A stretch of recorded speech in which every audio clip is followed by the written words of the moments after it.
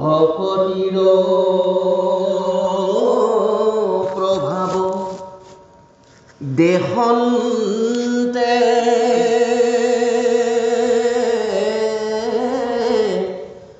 অদ্ভুত হইল অৱতাৰ মই হুয়া দাসী সুত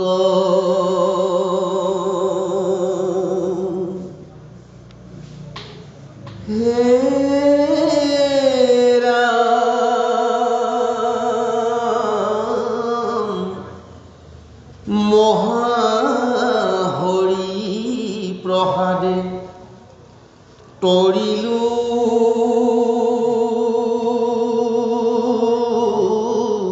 ঘূৰ মায়া হেন জানি ব্যাস জগ তকে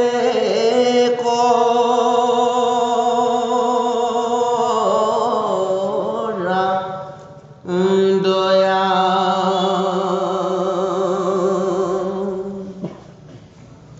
কৃষ্ণ গুণ নাম ধৰ্ম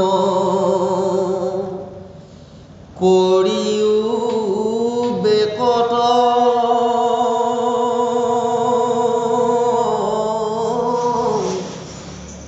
শ্ৰৱণ কীৰ্তন কৰি তৰুক জগত এহি বুলি ভৈলা মুনি স্বৰ্গত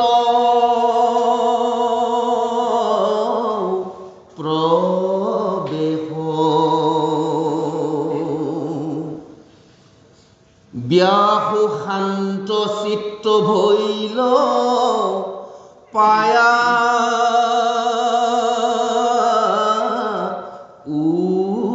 উপদেশ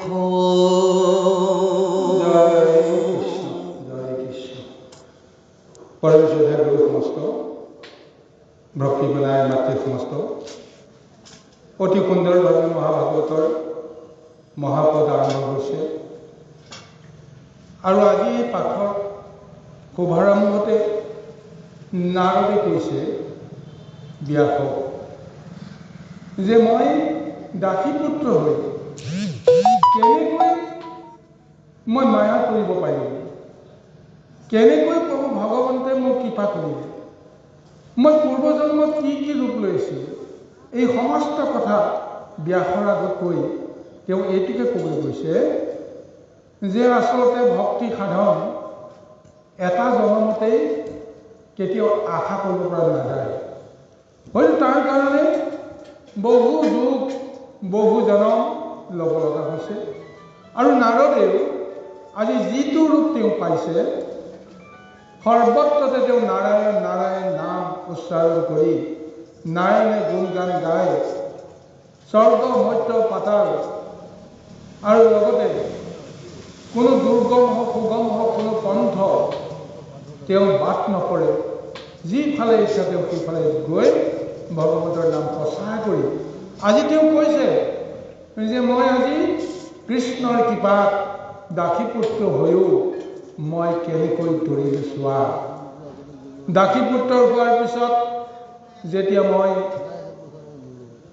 চাৰি সিদ্ধক লগ পাই ঈশ্বৰে গুণানুকীৰ্তন মই শুনি মোৰ আত্মতৃপ্তি হ'ল আৰু তেতিয়াই মই ভগৱন্তৰ নামত ৰত হ'লোঁ আৰু সেই সূত্ৰেই মই ভগৱন্তক পাবৰ কাৰণে মই ধ্যান কৰিলোঁ, ধ্যানৰ জৰিয়তে ভগৱন্তক মই পালোঁ, কিন্তু মায়াৰ লগত জড়িত থকাৰ কাৰণে মই ভগৱন্তক মই পায়ো হেৰুৱালোঁ আৰু সেইটো দুখ বেদনাৰ অন্ত পৰিল কেতিয়া, যেতিয়া স্বয়ং প্ৰভু ভগৱন্তে যেতিয়া মই আকাশবাণীৰে ক'লে যে তুমি এইটো কল্পত তুমি মোক আৰু দুলাই নোপোৱা মোৰ গুণনাম কীৰ্তন গাই গাই তুমি জগতত প্ৰচাৰ কৰা আৰু তাৰপিছতে এই কল্প শেষ হ'লে পৰৱৰ্তী জন্মত তুমি মোৰ মহা কৃপা পাবা।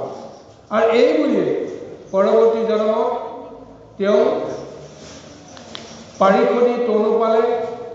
পাৰিষদী তনু পোৱাৰ পিছত যেতিয়া মহাপ্ৰলয়ৰ এক অৱস্থাত সমস্ত জগত ধ্বংস হ'বলৈ যেতিয়া উপক্ৰম কৰিলে, তেতিয়াই প্ৰাণৰ মমতা তেওঁ নাৰায়ণ নাৰায়ণ নাম লৈ যেতিয়া পলাবলৈ আৰম্ভ কৰিলে আৰু সেই পলাই যাওঁতে তেওঁ ক'ব নোৱাৰাকৈ ব্ৰহ্মাই সমাধি ধাৰণ কৰি থকা অৱস্থাত ব্ৰহ্মাই ওংকাৰ ধ্বনিৰে তেওঁ তপ সাধন কৰি থকাৰ সময়ত তেওঁৰ মুখেৰে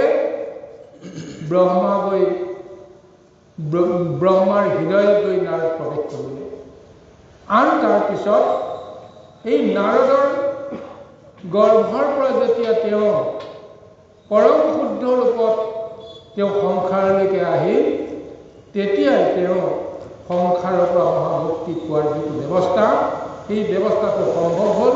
আৰু এই কথাটোকে আজি ব্যাসৰ আগত কৈছে যে তাহান মানস পুত্ৰ হৈয়া ভৈলো জাত দেখা ভকতিৰো কিনো মহিমা সাক্ষাৎ।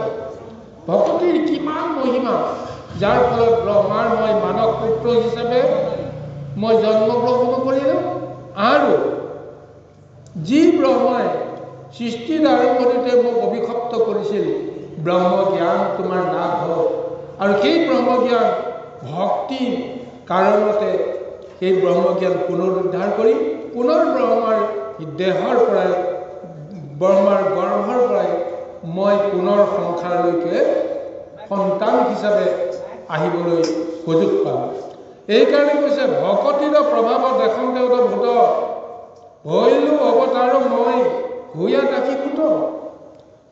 ভক্তিৰ কিমান অদ্ভুত মহিমা, ক'ত দাসীপুত্ৰ, ক'ত নিজ যোনিত জন্মগ্ৰহণ কৰা সাধাৰণজন, আৰু সেই সাধাৰণজনে গৈ আজি মহামুক্তিৰ ব্যৱস্থাৰে আজি জগতক মই ঈশ্বৰৰ গুণানুকীৰ্তন কৰিবলৈ মই সমৰ্থ হৈছোঁ।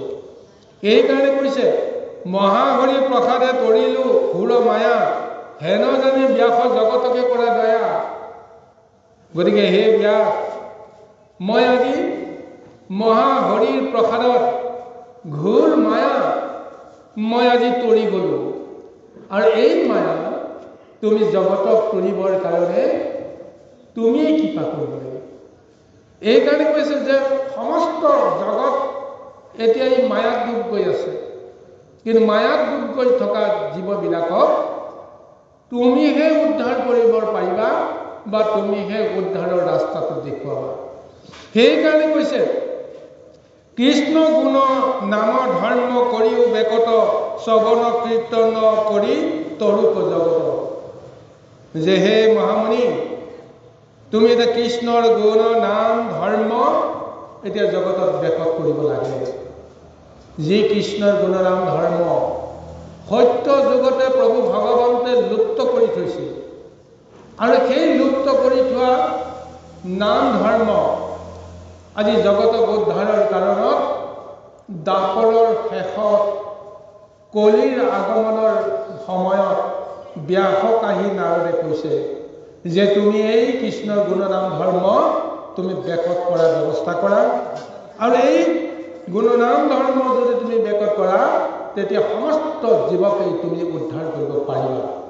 তুমিয়ে এতিয়া দয়া কৰিব লাগিব, এই জগতক উদ্ধাৰৰ ৰাস্তাটো তুমিয়ে দিব লাগিব। চাওক গুৰুসকল, ইয়াৰ আগৰ পাঠত সুন্দৰভাৱে ভাগৱতে বৰ্ণনা দিছে। নাৰদে ব্যাসকে আহি গালি দিছিল যে তুমি এক বেদক 4 বেদ কৰি বেদৰ তত্ত্বটোকে তুমি হেৰুৱাই পেলালা, জগতক তুমি ধ্বংসৰ মুখলৈ পঠিয়াই দিলা, জগতক পূজা পাতলৰ জৰিয়তে যাগ যজ্ঞ হোমৰ জৰিয়তে জীৱ হিংসাৰ এটা ৰাস্তা তুমি খুলি দিলা, আৰু এই পন্থৰ পৰা এই লোকসকলক উদ্ধাৰ কৰাৰ একমাত্ৰ উপায় কেৱল মহাভাগৱতৰ জৰিয়তে ভগৱন্তৰ নাম গুণ তত্ত্ব তুমি প্ৰচাৰ কৰা। আৰু এতিয়া এক প্ৰকাৰ নাৰদে ব্যাসক অনুৰোধ কৰিছে যে এই কৰ্ম তোমাৰ বাহিৰে বেলেগে কৰিব নোৱাৰে। গতিকে এই মহাভাগৱত তুমি ৰচনা কৰা, মহাভাগৱত তুমি প্ৰচাৰ কৰা। এই মহাভাগৱতৰ ৰূপ ৰস গোন্ধ স্পৰ্শ পালেহে নৰলোকে বা জীৱলোকে উদ্ধাৰ পাব।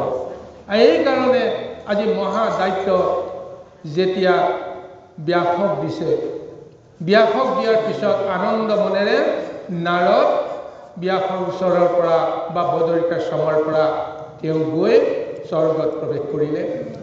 আৰু নাৰদে যেতিয়া স্বৰ্গত প্ৰৱেশ কৰিলে, তাৰ পিছতহে ব্যাসৰ মনত অতি সুস্থিৰ এক অনুভৱ কৰিছে। ইয়াৰ আগতে তেওঁ অস্থিৰ হৈ আছিল, তেওঁ সুখ শান্তি নোহোৱা হৈ আছিল। কিন্তু নাৰদে আহি যেতিয়া এই ভাগৱতৰ মহাতত্বৰ কথাটো তেওঁ ব্যক্ত কৰাই দিলে আৰু তেওঁ দৰ্শন দিলে, ভগৱত দান দিলে, ভগৱত দান লোৱাৰ পিছত ব্যাস মুনিৰ অন্তৰাত্মাত আনন্দৰ অনুভৱ এটা আহিছে। আহকচোন বাৰু এতিয়া ব্যাসেনো ভাগৱত শাস্ত্ৰ কেনেকৈ আৰম্ভ কৰিব যত্ন কৰিব। কৃষ্ণ হয় কওকচোন। মুখৰ হেতু দেখি ব্যাসৰি কি ভাগৱত শাস্ত্ৰ পাছে কৰিলা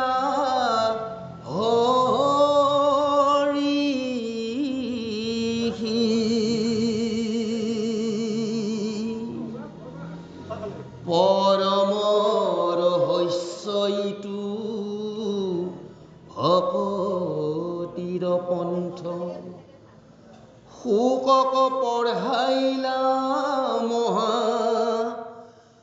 ভাগৱত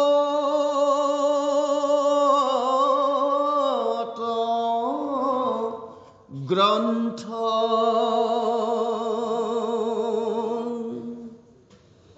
প্ৰথম স্কন্ধৰ 6 অধ্যায়ৰ তথা গৈল ব্যাস নাৰদ সংবাদ ইটো কথা। শ্ৰদ্ধা গুৰু সমস্ত, এতিয়া নাৰদ গুচি যোৱাৰ পিছত এতিয়া দায়িত্ব আহি গ'ল ব্যাসৰ। এতিয়া নাৰদে কৈ গ'ল যে তুমি সংসাৰী জীৱবিলাকক উদ্ধাৰ কৰিবৰ কাৰণে তুমি ভাগৱত ৰচনা কৰা, এই ভাগৱত মই তোমাক দান দিলোঁ। সমস্ত ভাগৱত দিলে। এই সমস্ত ভাগৱত লৈ নাৰদ যোৱাৰ পিছত আনন্দ মনেৰে এতিয়া ব্যাসে চিন্তা কৰিছে যে ভাগৱত মই পালোঁ, কিন্তু মই কি ৰূপ দি জগতক উলিয়াই দিম, জগতক মই উপহাৰ দিব লাগিব। এয়া মই নাৰদৰ পৰা মই কথা ভাগৱত পালোঁ, গ্ৰন্থ ভাগৱত পোৱা নাই। তেওঁ কৈ গ'ল, নাৰদে কৈ যোৱা গোটেইখিনি কথা ব্যাসে ধাৰণ কৰি ল'লে। এতিয়া ব্যাসে চিন্তা কৰিছে, মই এতিয়া এই ভাগৱত জগতক মই এতিয়া কেনেকৈ মোৰ পৰা উলিয়াই দিম। এতিয়া তেওঁ আদি অন্ত পোৱা নাই, ক'ৰ পৰা আৰম্ভ কৰিব। গোটেই ভাগৱত তত্ত্ব পালে, কিন্তু এটা ক্ৰম অনুসাৰে তেওঁ আৰম্ভ কৰিব ক'ত আৰু সামৰণি কৰিব ক'ত, আৰু কি কি লীলা তেওঁ ক'ত ক'ত কেনেদৰে সন্নিৱিষ্ট কৰিব, কি কি তত্ত্ব ক'ত ক'ত তেওঁ বান্ধিব, এই কথাখিনি তেওঁ হাত বিচাৰি পোৱা নাই কাৰণে তেওঁ ঈশ্বৰকে চিন্তা কৰি পুনৰ তেওঁ ধ্যান কৰিছে, যে কৃষ্ণক ধ্যান কৰিছে। কাৰণ কৃষ্ণৰ তত্ত্ব তেওঁ লিখিব লাগিব, প্ৰচাৰ কৰিব লাগিব। গতিকে তেওঁ কৃষ্ণক যেতিয়া তেওঁ ধ্যান কৰিলে, কৃষ্ণৰ মূৰ্তিটো যেতিয়া তেওঁ স্মৰণ কৰিলে, তাৰ পিছতে তেওঁৰ অন্তৰাত্মাত প্ৰভু ভগৱন্তে এটা ৰূপ তেওঁক দেখুৱাইলে। আৰু এই ৰূপটো দেখি নাৰদ শিহৰিত হৈ গৈছে। ইয়াৰ আগতে ভগৱন্তৰ যিটো মূৰ্তি বৰ্ণনা, চতুৰ্ভুজ মূৰ্তি, শংখচক্ৰ গদা পদ্মধাৰী ৩২টা অলংকাৰ প্ৰসিদ্ধ এটা মহাবৰ্ণনা। কিন্তু এতিয়া ব্যাসে নিজৰ অন্তৰাত্মাত দেখিছে অকল সেই প্ৰভু ভগৱন্ত কৃষ্ণই নহয়, সেই কৃষ্ণৰ লগত দুগৰাকী নাৰী দেখিছে। দুগৰাকী নাৰী দেখিয়েই তেওঁ ৰোমাঞ্চিত হৈ গৈছে আৰু তেওঁ চিনি পাইছে সেই দুগৰাকী কোন, কি কি ৰূপত আছে। তেওঁ দেখিছে যে কৃষ্ণৰ বাওঁফালে যিগৰাকী নাৰী আছে, দিব্য নাৰী এগৰাকী, তেওঁ চিনি পাইছে এইগৰাকী নাৰী হৈছে মায়া। আৰু সেই প্ৰভু ভগৱন্তৰ বাওঁফালে বাওঁ হৃদয়ত যিগৰাকী নাৰীক তেওঁ দেখিছে, অতি শান্ত এক অতি সুন্দৰ দিব্য নাৰী, আৰু তেওঁ জানিছে যে এই নাৰীগৰাকী হৈছে ভক্তি। গতিকে মায়া আৰু ভক্তি দুয়োগৰাকী নাৰীক ভগৱন্তই হৃদয়ত লৈ মাজত তেওঁ আনন্দ মনেৰে তেওঁ হাঁহি হাঁহি জগতলৈ চাই আছে। দুয়োগৰাকী নাৰীৰ প্ৰতি তেওঁ ভূক্ষেপ কৰা নাই, লগত আছে। আৰু তাতেই ব্যাসদেৱে আচল উত্তৰটো পাই গ'ল যে ভাগৱতৰ আচল ৰহস্য কি। মায়া মাতৃয়ে জগতৰ সমস্ত জীৱক বান্ধিবৰ কাৰণে যত্ন কৰি থাকে, আৰু ভক্তি মাতৃয়ে মায়াৰ পৰা বান্ধি এই জীৱকুলক তেওঁ ৰক্ষা কৰিব বিচাৰে, উদ্ধাৰ কৰিব বিচাৰে। এয়াই হৈছে ভাগৱতৰ তত্ত্ব, যি ভাগৱতৰ তত্ত্ব লৈ আজি ভগৱন্তে লীলা কৰি আছে। এফালে দিছে মায়া, আনফালে দিছে ভক্তি। গতিকে মায়া সংসাৰৰ জীৱসকলে মায়াৰ মাজেদি ভক্তি পাবলৈ হ'লে কাক সাৰথি কৰিব লাগিব? বাওঁফালৰ পৰা যদি সোঁফাললৈকে আমি এটা গতি কৰিব লাগে, তেতিয়াহ'লে বাওঁফালৰ পৰা সোঁফাললৈ আহোঁতে মাজত কোন আছে? স্বয়ং কৃষ্ণ। গতিকে মায়াক সম্প্ৰদান কৰিব লাগিব কাক? কৃষ্ণক। কৃষ্ণক সম্প্ৰদান কৰাৰ লগে লগে ভক্তিয়ে তাৰ যিটো আশ্ৰয়, সেই আশ্ৰয়টো তেওঁক প্ৰদান কৰিব। এয়াই হৈছে ভাগৱতৰ মূল ৰূপ ৰস। আৰু এইখিনিক লৈ আজি ভাগৱত ব্যাসদেৱে এটা সুন্দৰ ৰূপ দিছে, যিটো ৰূপত প্ৰথম স্কন্ধৰ পৰা দ্বাদশ স্কন্ধলৈকে যি 12টা মহাতত্ত্ব প্ৰদান কৰিছে। গতিকে সেই মহাতত্ত্বত কি কৈছে? প্ৰথম স্কন্ধত তেওঁ কি তত্ত্ব দিছে? জ্ঞান তত্ত্ব দিছে। সেই জ্ঞান তত্ত্বত দিছে দূৰদৃষ্টি। জ্ঞান সেই প্ৰথম স্কন্ধত দিছে জ্ঞান তত্ত্বৰে কি দিছে? পৰমায়ু দিছে। অৰ্থাৎ এই শুদ্ধ জ্ঞানটো যদি আমি আহৰণ কৰিব পাৰোঁ, ভকতে মায়া সংসাৰ পৰা তৰিবৰ কাৰণে যিটো মহা কৃপা পায়, সেয়া হৈছে যে পৰমায়ু নিজৰ হাতত ৰক্ষা কৰিব পৰা যিটো ব্যৱস্থা। গতিকে প্ৰথম স্কন্ধ হৈছে পৰমায়ুৰ লক্ষণ। মহাভক্তক কাল আৰু মায়াই কেতিয়াও গ্ৰাস কৰিব নোৱাৰে। দ্বিতীয় স্কন্ধত বিজ্ঞান তত্ত্বই প্ৰদান কৰিছে দূৰদৃষ্টি। অৰ্থাৎ মই আজিহে কি হৈছে বা আজিৰ জ্ঞানটো মই জানিছোঁ, অতীতৰ জ্ঞানটো মই জানিছোঁ, কিন্তু অদূৰ ভৱিষ্যতে কি হ'ব মই নাজানো। যদি দ্বিতীয় স্কন্ধৰ তত্ত্ব পোৱাৰ পিছত আমাৰ দিব্য জ্ঞান লাভ হ'ব যে অনন্ত কাললৈকে কি হ'ব, এই দিব্য জ্ঞানটো আমি লাভ কৰিব পাৰিম। দ্বিতীয় স্কন্ধৰ তত্ত্বই কৈছে সেইটো। পদ্মকল্পত ব্ৰহ্মাক ভগৱন্তই সেইকাৰণে সমস্ত তত্ত্ব প্ৰদান কৰি কৈছিল যে মই আচলতে যুগে যুগে কি কি লীলা কৰিম। সত্যযুগ আৰম্ভ নহওঁতেই পদ্মকল্পত প্ৰভু ভগৱন্তে এনেদৰে সত্যযুগত কি হ'ব, ত্ৰেতা যুগত কি হ'ব, দ্বাপৰত কি হ'ব আৰু কলিত কি হ'ব, কলিৰ পিছত আৰু কি হ'ব, এই গোটেইবিলাক তত্ত্ব দ্বিতীয় স্কন্ধত প্ৰদান কৰিছে। ঠিক এনেদৰে তৃতীয় স্কন্ধৰ মহাকাশত আমাক কি দিছে? তত্ত্বত দিছে তিনি তাপ উদ্ধাৰ হোৱা যিটো উপায়, জীৱই আদি দৈবিক আদি ভৌতিক আৰু আধ্যাত্মিক তিনি তাপৰ পৰা মুক্ত হ'ব নোৱাৰে।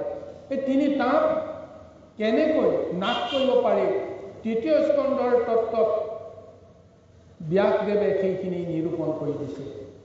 চতুৰ্থ স্কন্ধৰ তত্ত্বত ছয় উৰ্মি কেনেকৈ আমি জয় কৰিব পাৰোঁ। আমাৰ দেহৰ ভিতৰত 6টা মহা বিকাৰে আমাক সদায় চঞ্চল কৰি ৰাখে। কাম, ক্ৰোধ, লোভ, মোহ, জন্ম, জৰা আৰু মৃত্যু। এয়া হৈছে 6 উৰ্মি বুলি কৈছে।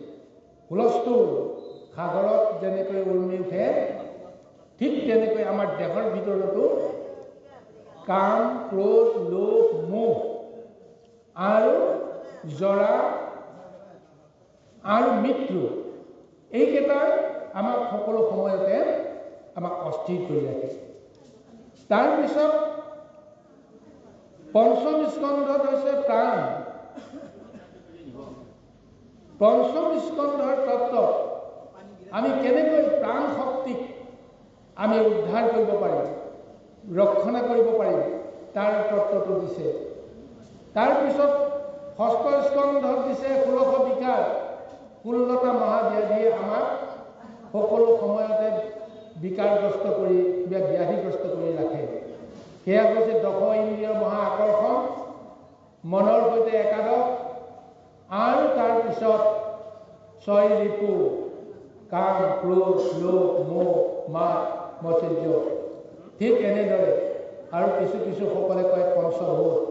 এই পঞ্চভূত আৰু মনকে 10 ইন্দ্ৰিয়কে কোৱা হয় 16 বিকাৰ। তাৰপিছত বিজ্ঞান তত্ত্ব আৰম্ভ হৈ 7 আৱৰণৰ তত্ত্ব আহিব, যে আমাৰ দেহটো কিহেৰে গঠিত, কি আৱৰণে গঠিত। এইখিনি জনাৰ পিছত আমাৰ অহংকাৰ বুলি একো নাথাকিব। কাৰণ ভগৱন্তে বনাই দিয়া দেহত কি মিলি ভগৱন্তে লীলা কৰি আছে, সেইখিনি আমি সপ্তম স্কন্ধৰ ভক্তি তত্ত্বৰ জৰিয়তে আমি জানিব পাৰিম। অষ্টম স্কন্ধত আহিব সেই ভক্তিৰ আচৰণটো, অষ্টদল পদ্ম, কেনেকৈ প্ৰভু ভগৱন্তে 8টা পাহিযুক্ত ভক্তি পুষ্প দেহৰ ভিতৰত প্ৰদান কৰে, সেইখিনি যদি আমি জানিব পাৰোঁ, তেতিয়াহ'লে আমি ঈশ্বৰক ভক্তি কৰাৰ এটা সুপথ এটা পাম। আৰু সেইখিনি কৰিবলৈ যাওঁতে নৱম স্কন্ধত দিছে নৱদ্বাৰ শুদ্ধ কৰাৰ যিটো ব্যৱস্থা। কাৰণ এইখন দেহত সদায় নৱদ্বাৰৰ জৰিয়তে প্ৰভু ভগৱন্তে লীলা কৰি আছে। সেই নৱদ্বাৰ শুদ্ধ কৰাৰ ব্যৱস্থাটো সন্নিৱিষ্ট কৰিবৰ কাৰণে ব্যাসে প্ৰযত্ন কৰিছে। আৰু সেইখিনি কৰিবলৈ যাওঁতে 10 ইন্দ্ৰিয় কেনেকৈ শুদ্ধ এটা ৰূপ দিব লাগে, প্ৰভু ভগৱন্তৰ লীলামালাই, কৃষ্ণৰ লীলামালাই এই 10 ইন্দ্ৰিয় শুদ্ধ কৰাৰ ব্যৱস্থাটো প্ৰদান কৰিছে। আৰু এইখিনি পোৱাৰ পিছত নৱদ্বাৰ শুদ্ধ, 10 ইন্দ্ৰিয় শুদ্ধ হোৱাৰ পিছত জীৱাত্মা ৰূপে নিজকে চিনি পায়, মই কোন, মই ক'ৰ পৰা আহিছোঁ। আৰু তাৰপিছত দ্বাদশত পৰমাত্মা ৰূপে প্ৰভু ভগৱন্তে সেই ভক্তক ৰক্ষা কৰিব। আজি এই মহাভাগৱতৰ 12টা মহাতত্ত্ব আজি ভক্তি সাধনাৰ মাৰ্গেৰে আজি ব্যাসে ভগৱন্তৰ এই মূৰ্তিতে তেওঁ সমস্তখিনি হৃদয়ংগম কৰিব পাৰিছে। ভগৱন্তে তেওঁ একো কোৱা নাই, নাৰদে কৈ যোৱাৰ পিছত কেৱল তেওঁ হৃদয়ত দেখুৱাইছে যে মোৰ বাওঁফালে আছে মায়া, সোঁফালে আছে ভক্তি, মাজত মই নিৰ্বিকাৰ, দুয়োগৰাকীকে মই এৰিব নোৱাৰোঁ। ইয়াৰ মাজেৰে এই মহাভাগৱতৰ তত্ত্ব আজি ভাগৱত ৰূপত ব্যাসদেৱে নিজে এক ৰূপ দিছে। আৰু সেইখিনি তেওঁ নিজৰ পুত্ৰ শুকক তেওঁ সুন্দৰভাৱে সেইখিনি তেওঁ প্ৰদান কৰিছে। আৰু এইকাৰণে কৈছে, বন্ধৰ মুখৰ হেতু দেখি ব্যাসৰ ঋষি, ভাগৱত শাস্ত্ৰ পাছে কৰিলা হৰিষি, পৰম ৰহস্য ইটো ভকতিৰ পন্থ, শুকক পঢ়াইলা মহা ভাগৱত গ্ৰন্থ। ব্যাসে বুজি পাইছে যে এই মহাভাগৱত মই নাৰদৰ পৰা পালোঁ, কিন্তু এই মহাভাগৱত মই যিহেতু মায়াত ভুগি আছোঁ, গতিকে নিৰ্গুণ শাস্ত্ৰ মহাভাগৱত মই এজন নিৰ্গুণ পুৰুষকে প্ৰদান কৰিব লাগিব। মোৰ হাতেৰে মোৰ মুখেৰে এই ভাগৱত যদি জগতে পায়, তেতিয়াহ'লে জগতৰ কেতিয়াও লাভ নহ'ব। সেইকাৰণে তেওঁ নিজৰ পুত্ৰ শুকক তেওঁ নিৰ্গুণ পুৰুষ বুলি তেওঁ জানে, আৰু এইকাৰণে এই মহাভাগৱত শুকক প্ৰদান কৰিছে। আহক ইয়াৰ পিছত মহা উপদেশ এটা আমাক প্ৰদান কৰিছে, আৰু এই উপদেশৰ মাজতে আমি আগবাঢ়ো। কৃষ্ণ শুনা সামাজিক জন মহাভাগৱত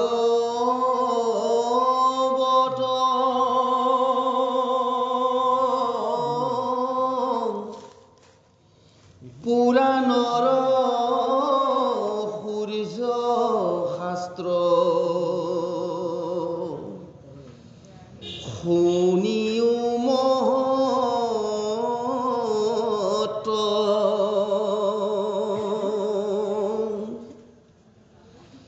হুয়া এক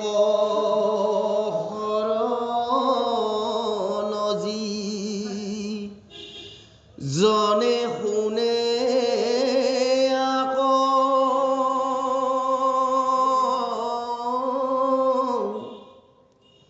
পাৱে পৰম পদ সুখে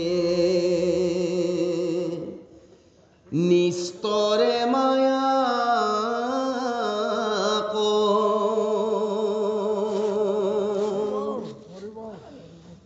বৈকুণ্ঠৰ শাস্ত্ৰ আনি পৰময়ুৎসুকে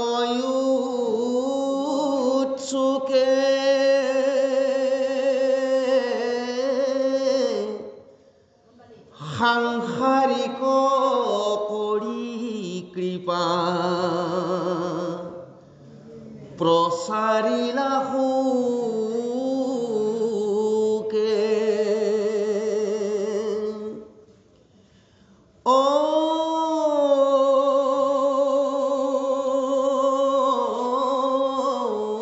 ৰাম ৰাম জানি এক চিত্তে নিতে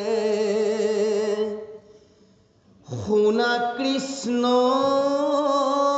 কথা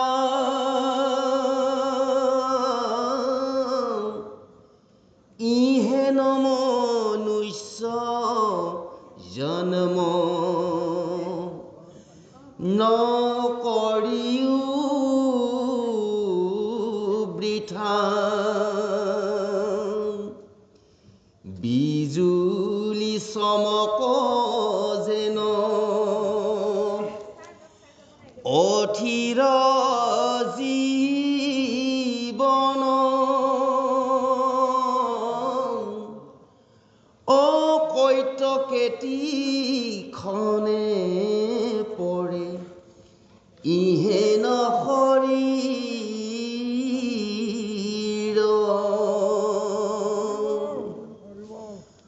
প্ৰাণ বন্ধু কৃষ্ণৰ চৰণে দিয়া চিত কৃষ্ণ গুণ নামইহে পৰলোকবিত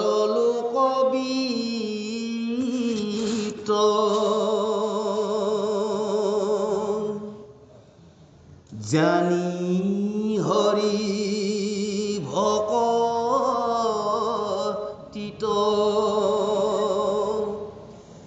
তেজি উৱালাখ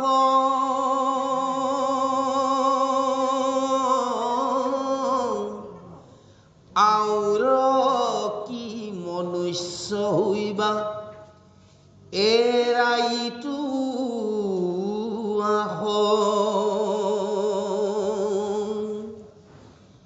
হতৰে গলত বান্ধা মাধৱৰ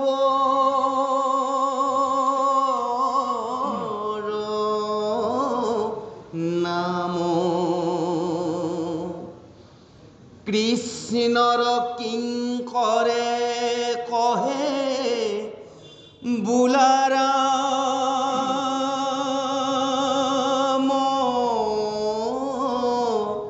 ৰাম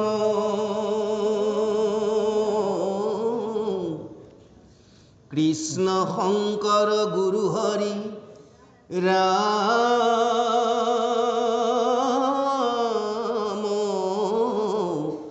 ও হৰি ৰাম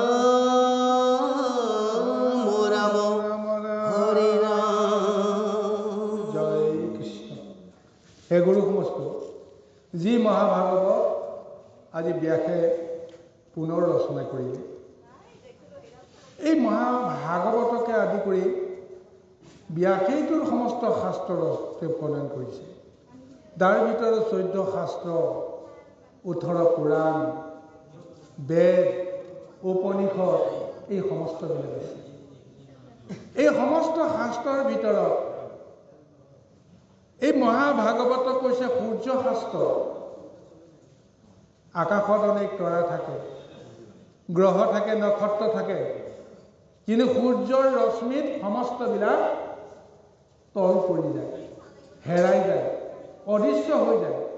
তদুপৰি একেই মহামুনি ব্যাসে এই সৰ্বশাস্ত্ৰ ৰচনা কৰিলে, আৰু এই সৰ্বশাস্ত্ৰ ৰচনাকাৰক ব্যাসদেৱে ভাগৱত ৰচনা কৰাৰ পিছত আৰু অন্য শাস্ত্ৰ ৰচনা কৰাৰ কোনো প্ৰয়োজন নোহোৱা হৈ গ'ল। আৰু এই ভাগৱত শাস্ত্ৰই হৈছে সূৰ্য শাস্ত্ৰ বুলি কৈছে। পুৰাণৰ সূৰ্য বুলি কোৱা হৈছে। 18 পুৰাণৰ ভিতৰত ভাগৱত পুৰাণো এখন, আৰু এই ভাগৱত পুৰাণৰ যি মহাশক্তি অন্য পুৰাণৰ লগত তাক তুলনা কৰিব পৰা নাযায়। সেইকাৰণে গুৰু সমস্ত, যে আমি ভাগৱতত যিখিনি ৰহস্য তত্ত্ব আমি ইয়াত পাইছোঁ, বৰ্ণনা পাইছোঁ, ইয়াকে আমি সৰ্বশ্ৰেষ্ঠ জ্ঞান কৰিব লগা হয়। কিন্তু যদি পুৰাণত কিবা এটা আখ্যান আছে, সেই আখ্যানটোৰ লগত ভাগৱতৰ আখ্যান মিলা নাই, কোনোবাজনে যদি কয় যে ভাগৱতত এইটো ভুল লিখিছে, কাৰণ তেওঁ ভাগৱত তেওঁ পোৱা নাই, তেওঁ পুৰাণহে প্ৰথমতে পালে, গতিকে সেই পুৰাণৰ তত্ত্বটো আমি যেতিয়া ভাগৱতত যেতিয়া মিলাবলৈ বিচাৰিছে, ভাগৱতত যেতিয়া মিল খোৱা নাই, তেতিয়া তেওঁ হয়তো ক'ব পাৰে যে ভাগৱতত এইটো কিয় ভুল লিখিলে। গতিকে আমি তাৰ তত্ত্বটো এটাই কথা বুজিব লাগিব, পুৰাণত কিবা এটা ভুল থাকিব পাৰে, কিন্তু ভাগৱতত ভুল থাকিব নোৱাৰে। যদি আমি মিলাব জনা নাই, তেতিয়াহ'লে আমি তাৰ ৰহস্যটো বুজি পোৱা নাই। অন্ততঃ আমি তেনেকৈয়ে ভাবিব লাগিব। কিন্তু গ্ৰন্থ আমি কেতিয়াও নিন্দা কৰিব নোৱাৰোঁ যে পুৰাণত ভুল। পুৰাণে কিয় ভুল কৰিলে? কাৰণ ব্যাসে ৰচনা কৰা মানে ভগৱতে ৰচনা কৰা।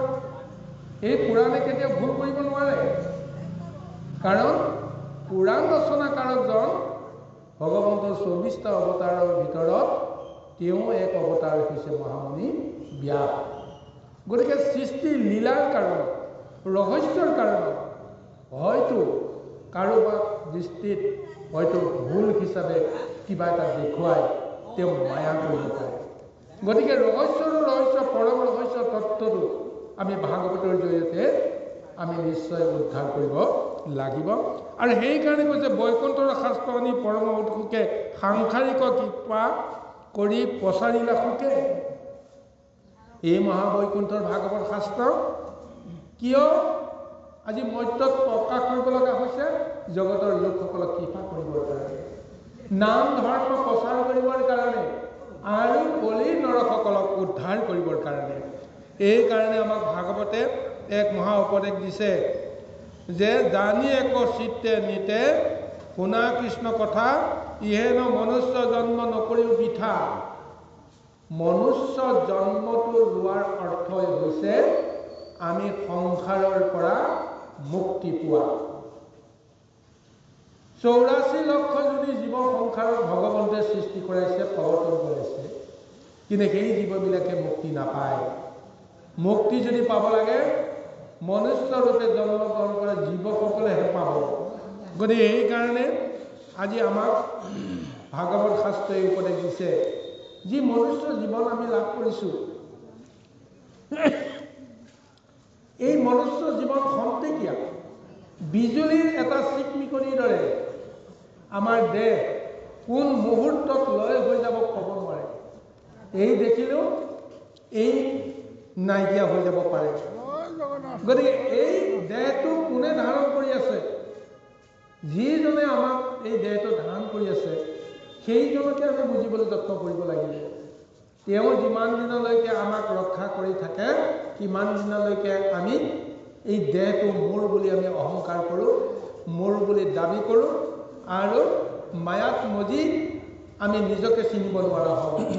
সেইকাৰণে কৈছে প্ৰাণবন্ধু কৃষ্ণৰ চৰণে দিয়া চিত্ত, কৃষ্ণ গুণৰ নাম লিখে পৰলোক বৃত্ত।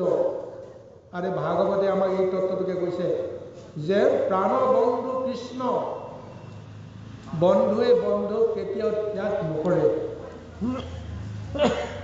সঁচা বন্ধু যদি হয়, সঁচা বান্ধৱ যদি হয়, বিপদ আৰু সম্পদ কোনো কালেই তেওঁ এৰিব নোৱাৰে। তদ্ৰূপ আমাৰ দেহটোত যিমানেই দুখ যন্ত্ৰণাত কাতৰ হৈ নাথাকক কিয়, ভগৱন্তজনে কিন্তু আমাক এৰি থৈ সহজতে নাযায়। কিয়? তেওঁ আপদতো তেওঁ লৈ আছে। তেওঁ আছে কাৰণে আমি দুখ সুখ অনুভৱবিলাক কৰিব পাৰিছোঁ। তেওঁ কিয় আছে আমি এই কথাটো আমি বুজিবলৈ যত্ন কৰাটো দৰকাৰ। সেইকাৰণে কৈছে কৃষ্ণ গুণৰ নাম হৈছে পৰলোক বৃত্ত। যিজন কৃষ্ণই আমাক ৰক্ষা কৰি আছে, গতিকে তেওঁৰ নাম ল'লে আমি অসাধ্য সাধন কৰিব পাৰোঁ। আমি পৰলোকলৈ যাওঁতে আমি এটা পৰলোকৰ বিত্ত লৈ যাব লাগিব, ধন লৈ যাব লাগিব। এইখন সংসাৰলৈ আহোঁতেও আমি পৰলোকৰ পূৰ্বলোকৰ পৰা আমি এটা অৰ্থ লৈ আহিছিলোঁ, ধন এটা লৈ আহিছিলোঁ, পৰম ধন লৈ আহিছিলোঁ। সেই ধনৰ জৰিয়তে আমি মনুষ্য তনু হিচাপে জন্মগ্ৰহণ কৰিছোঁ আৰু সেই পৰম ধনটোক লৈয়ে আমি সংসাৰত লীলা কৰি আছোঁ। আৰু যদি পৰজন্মলৈকে যাব লাগে, এই জন্মটো শেষ হোৱাৰ পিছত অন্য এটা জন্মলৈ যাব লাগে, তেতিয়াহ'লে পৰলোকৰ বিধ হিচাপে কৃষ্ণৰ গুণনামৰ জৰিয়তে এক মহাধন আমি লৈ যাব পাৰিব লাগিব। সেই ধনটো হৈছে ভক্তিৰ ধন। এই ভক্তিৰ ধনটো যদি লৈ যাওঁ তেতিয়াহ'লে পৰলোকত আমি সুগতি নিশ্চয় পাম। সেইকাৰণে কৈছে জানি কৰি ভকতিত তেজিও আলা, আউৰকি মনুষ্য কৰিবা এৰাইটো আ। গতিকে সেইকাৰণে সেই নৰসকল কৃষ্ণক ভক্তি কৰিবৰ কাৰণে এলাহ, আমনি, এই সমস্তবিলাক ত্যাগ কৰা। এই মনুষ্য জন্মতেই যি ঈশ্বৰক ভক্তি কৰিব পাৰিবা, কিবা কাৰণত যদি এই মনুষ্য জন্মটো আমি হেৰুৱাই পেলাওঁ, আকৌ মই মনুষ্য জন্ম পাম নে নাপাম তাৰ কোনো গেৰাণ্টি নাই। সেইকাৰণে কৈছে যে এই মাধৱৰ নাম আমি সততে আমি গলত বান্ধিব পাৰিলে, তেওঁৰ নাম ল'ব পাৰিলে আমি এইখন সংসাৰৰ পৰা মহামুক্তি পাব পাৰিম। এয়াই হৈছে মহাভাগৱতৰ মহা উপদেশ। কৃষ্ণ কৃষ্ণ।